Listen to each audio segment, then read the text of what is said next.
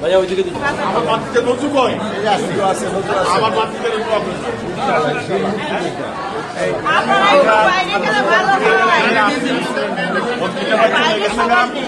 আমার জামাই ছিল আপনাকে ইনশাল্লাহ আমরা বিপুল ভোটে এই কেন্দ্র আমরা পাস করাবো এটা আমি ওয়াদা করলাম ওকে